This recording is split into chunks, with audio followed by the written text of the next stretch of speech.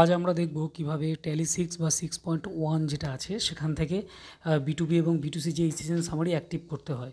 তা প্রথমে আমাদের যেটা করতে হবে সেটা আমাদের F11 যেটা কিবোর্ড থেকে F11 প্রেস করতে হবে, কারণ F11 প্রেস করতে হবে বা মানে যেটা আমাদের ফিচার্স আছে সেখানে ঢুকলাম।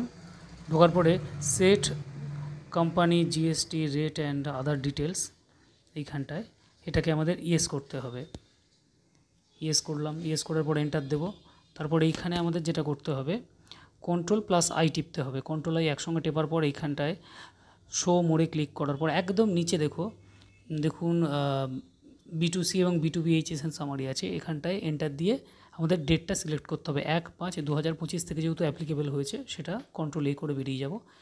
আবার এইখানটায় Ctrl+A করে বেরিয়ে যাব। এখানে এন্টার দিয়েও বেরোতে পারি, আবার Ctrl+A টিপেও আমরা বেরিয়ে যেতে পারি।